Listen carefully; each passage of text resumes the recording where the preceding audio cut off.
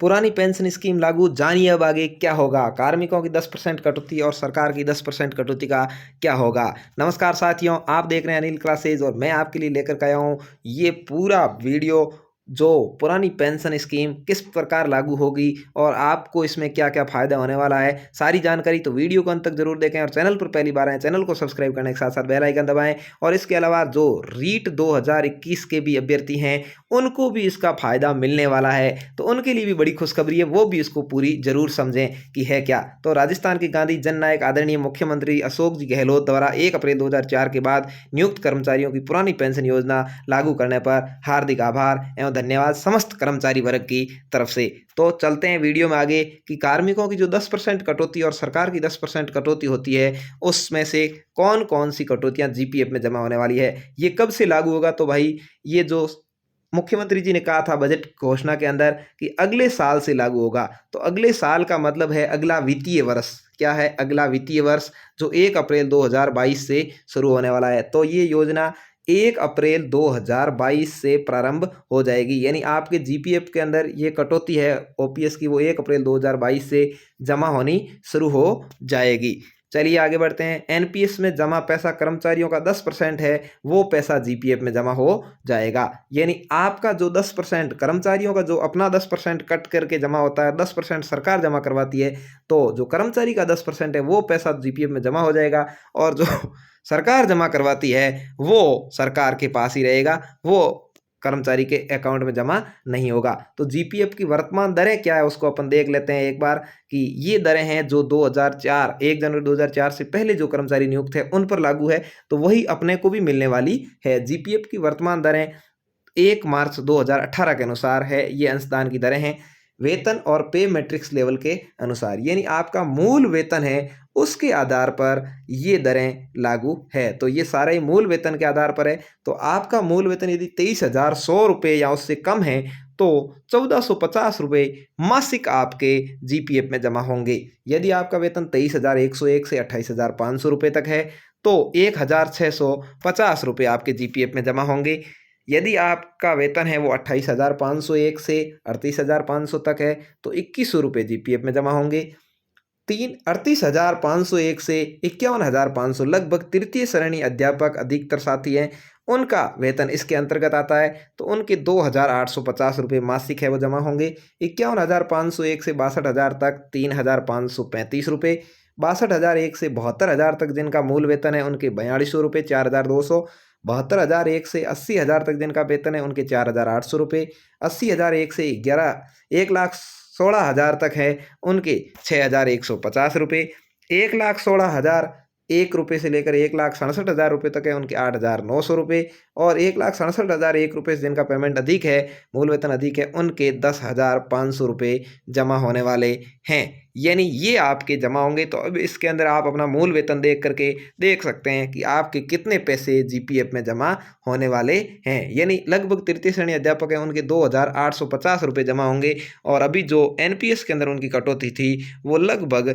4,000 के आसपास या उससे ऊपर थी। तो ये थोड़ा बहुत फ़ायदा भी है कि एक तो आपके कम पैसे जमा होंगे और एक आपको लाभ भी ज़्यादा मिलेगा। लाभ क्या मिलता है भाई, ओपीएस यानी पुरानी पेंशन के अंदर आपके रिटायरमेंट होने पर जो जीपीएफ के अंदर पैसा जमा होता है वो पूरा पैसा आपको मिलता है, 100% उसका आपको मिल जाता है। और उसके अलावा 100% मिलने के अलावा आपको जितना आपका मूल वेतन उस दिन बन रहा है उसका 50% है वो घर बैठे पेंशन भी मिलती है। इसके अलावा जैसे ही डीए यानी महंगाई भत्ता बढ़ता है, साथ साथ में आपके जो पेंशन है उसके अंदर भी बढ़ोतरी होती रहती है। यानी जितने परसेंट डीए बढ़ेगा उतना आपका जो पेंशन बन रही है उस पर परसेंटेज है वो बढ़ते रहते हैं। तो उससे ये फ़ायदा हो गया कि एक तो आपकी महंगाई के साथ साथ है वो पेंशन भी बढ़ती रहेगी, और दूसरा ये है कि एनपीएस का कोई भरोसा नहीं है। अभी जो रिटायर हो रहे हैं कर्मचारी उनको मिल रही है लगभग 2,250 रुपये, यानी 2,500 से 5,000 रुपये तक की उनकी मात्र पेंशन आ रही है। और कभी यदि कह दिया जाए कि शेयर मार्केट गिर गया है तो हो सकता है कि उनके वो भी नहीं आए या उससे भी कम आ सकते हैं। यानी अस्थिरता है और बहुत ही कम है जिसके अंदर एक टाइम की चाय भी मुश्किल से आती है। तो ये बहुत ही बड़ी घोषणा मुख्यमंत्री जी ने किया, उनका बहुत बहुत धन्यवाद ज्ञापित करते हैं अपन सभी कर्मचारी वर्ग की तरफ से, उनका बहुत बहुत धन्यवाद। इसके अलावा अब अपन इसके अंदर जानने वाले हैं कि इसमें राज्य सरकार क्या इस योजना को लागू कर सकती है या केंद्र सरकार की कोई भूमिका है, तो उसके बारे में भी अपन पूरी बात जानेंगे। केंद्र सरकार, क्या राज्य सरकार बिना केंद्र की सहमति की पुरानी पेंशन लागू कर सकती है? तो इसमें आप देख सकते हैं, जाने सटीक जवाब। संविधान की 7वीं अनुसूची के अंतर्गत राज्य सूची के विषयों में 42वें स्थान पर राज्य की पेंशनें अर्थात राज्य द्वारा या राज्य की संचित निधि में से पेंशन का उल्लेख किया गया है। इसका अर्थ ये हुआ कि राज्य द्वारा अपने कार्मिकों को पेंशन देना राज्य सूची का अपना विषय है, इसमें केंद्र सरकार कोई हस्तक्षेप नहीं कर सकती है। 22 दिसंबर 2003 को जारी नई पेंशन प्रणाली हेतु केंद्र सरकार के संकल्प में यह प्रावधान किया गया है कि राज्य के लिए वैकल्पिक व्यवस्था होगी कि वे जब चाहे नई योजना को अपना सकते हैं। इसके अतिरिक्त नई पेंशन योजना संबंधित किसी भी अधिसूचना में कहीं भी राज्यों के लिए इसे लागू करना अनिवार्य नहीं किया गया है। नई पेंशन स्कीम का मतलब था एनपीएस, जो अभी राजस्थान में लागू है, तो उसमें कोई अनिवार्य नहीं है, लेकिन राज्य चाहे तो वो लागू कर सकता है और सभी राज्यों ने अधिकतर ने लागू किया था, लेकिन अब कई राज्य वापस उसका नुकसान समझ गए हैं और पुरानी पेंशन लागू कर रहे हैं। यही कारण है केंद्र सरकार द्वारा इस योजना को 1 जनवरी 2004 से केंद्रीय कर्मचारियों पर अनिवार्य रूप से लागू करने के बाद भी अधिकांश राज्यों में पुरानी पेंशन योजना ही लागू रही। यानी 1 जनवरी 2004 को केंद्र सरकार, अटल बिहारी वाजपेयी की सरकार ने केंद्रीय कर्मचारियों पर एनपीएस अनिवार्य रूप से लागू कर दिया, यानी नवीन पेंशन योजना अनिवार्य रूप से लागू कर दी और उसके साथ इसको बहुत सारे राज्यों ने भी अपना लिया। लेकिन कई राज्य ऐसे थे जिन्होंने उस बात को नहीं माना, तो उनकी जो है अभी भी वहाँ पर पुरानी पेंशन लागू है। कौन कौन से राज्यों में लागू देख लो, नागालैंड, मिजोरम और मेघालय में पुरानी पेंशन योजना जहाँ 2010 तक लागू रही, यानी 1 जनवरी 2004 के बाद वहाँ 10 तक लागू रही, उसके बाद उसको भी हटा दिया। वहीं छत्तीसगढ़ में 2012 तक, केरल में 2013 तक। इसके अतिरिक्त पश्चिम बंगाल में पुरानी पेंशन आज भी लागू है। ममता बनर्जी के वहाँ पश्चिम बंगाल में पुरानी पेंशन आज भी लागू है और बाकी के ये जो 4-5 राज्य है उसमें बाद में धीरे धीरे हट गई थी। कई राज्यों में 2010 तक और कई में 12 तक, 13 तक लागू रही थी, उसके बाद सभी जगह एनपीएस लागू कर दी गई थी, लेकिन पश्चिम बंगाल में आज भी ओपीएस ही मिल रही है। इसके अलावा केंद्र सरकार द्वारा समय समय पर एनपीएस पर किए गए बदलाव भी, जैसे फैमिली व डिसेबिलिटी पेंशन, सरकार का शेयर 10% से 14%, सीजीएसएस बेनिफिट्स के नोटिफिकेशन भी सभी राज्य सरकार अलग अलग समय पर अपने राज्यों में लागू कर रही है। अब आगे बात करते हैं, कोई भी राज्य कर्मचारी अपने कर्मचारियों के लिए पुरानी पेंशन योजना लागू करने के लिए स्वतंत्र है।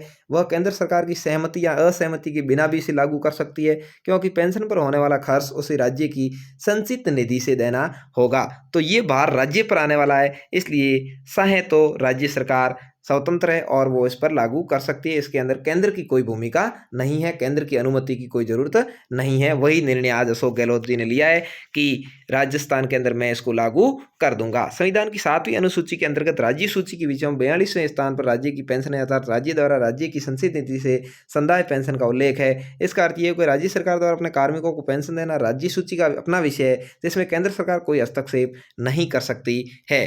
तो ये सुविधा अब राजस्थान के अंदर 1 अप्रैल 2022 से ओपीएस लागू हो जाएगी और इसका जो इच्छा आपको मिलने वाला वो भी मैंने बता दिया। इसके अलावा इसके जो फायदे हैं वो भी बता दिया। यदि आपको वीडियो पसंद आया है तो सभी अपने साथियों तक शेयर जरूर करें, सभी सरकारी कर्मचारियों तक शेयर करें और अच्छे से समझें कि एनपीएस के बजाय ओपीएस का क्या लाभ है और ओपीएस के अंदर आपके जीपीएफ खाते में कौन कौन सी राशि जमा होगी। और चैनल पर पहली बार आए, चैनल को सब्सक्राइब जरूर कर लें। अनिल क्लासेज आपके लिए हमेशा ऐसे ही लेटेस्ट अपडेट और लेटेस्ट वीडियो बनाता रहता है। तो धन्यवाद, मिलते हैं नेक्स्ट जानकारी के साथ। जय हिंद, वंदे मातरम, #OPS।